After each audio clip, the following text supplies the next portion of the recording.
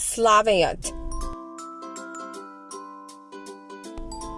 Еднаш многу одамна живееше еден голем цар во далечната Кина. Неговиот дворец блескаше од злато, а околу него имаше прекрасни градини, полни со миризливи цвеќиња и фонтанчиња што пеја на ветрот. Но најубавото нешто во тие градини не беше ниту дворецот, ниту цвеќињата, туку еден малечок познат Славеј, птица прочуена поради најубавиот глас на светот. Луѓето од целиот свет доаѓа само за да го слушнат неговото пеење. Само царот никогаш не го имал чуено. Но кога дознал за тоа, царот рече: "Донесете ми го Славејот. Вечерва сакам да го чујам како пее во мојот дворец." Слугите се растрчаа на сите страни. Го бараа помеѓу дрвјата и конечно го најдоа. Славејот седеше на една гранка, целиот златест, обичен, малечок. Кога го виде, царот намуртено праша: "Ова ли е тој прочуен Славеј?" Но тогаш птицата запеа.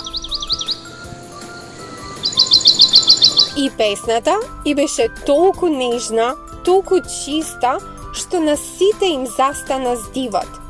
Царот се трогна, во очите му се собраа солзи. "Мал Славејо," рече тој, "остани со мене и пеј ми секоја вечер те мола." И Славејот така и направи. Секоја ноќ пееше за царот и сите во дворецот го сакаа. Но еден ден царот на подарок доби механичка птица, украсена со скапоцени камења. И таа пееше, само требаше да се навие на клучето. Царот беше воодушевен и полека заборави на вистинскиот Славеј. Тажен и разочаран, Славејот одлета далеку во шумата сам. Поминаа многу денови откако вистинскиот Славеј го напушти дворецот. Царот стануваше се потажен и послаб. Неговото срце, кое некогаш се исполнуваше со радост од песната, сега беше тивко, премногу тивко. Лекарите доаѓаа еден по еден, но никој не можеше да го излечи.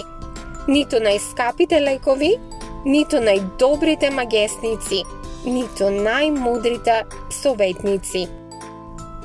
Во неговата одаја владееше тишина.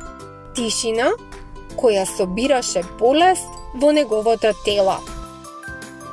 Една ноќ, кога царот веќе едва дишеше, низ прозорецот влезе мек шепот на крилја. Седна на оградата вистинскиот Славеј. Царот едва ги отвори очите. "О, па ти си се вратил," прошепоти. А Славејот го погледна со топлите мали очиња и започна да пее. И не беше тоа обична песна, тоа беше песна што зборуваше без зборови. Песна за шумата каде што воздухот мириса на живот. Песна за реките што течат чисто и слободно.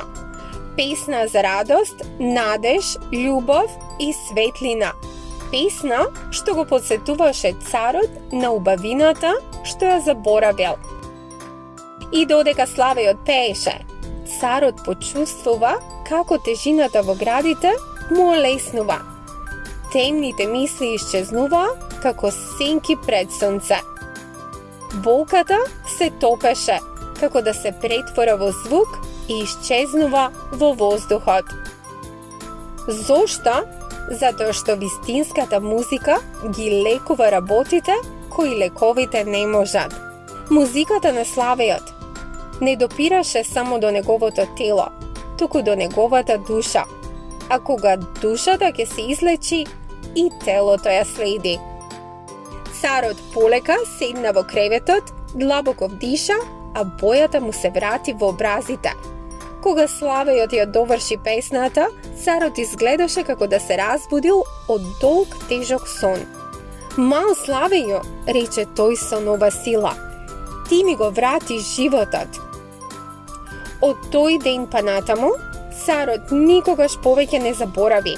Вистинската убавина, вистинската среќа и вистинското здравје секогаш доаѓаат од нешто што не можеш да го купиш, од срцето. Довидување!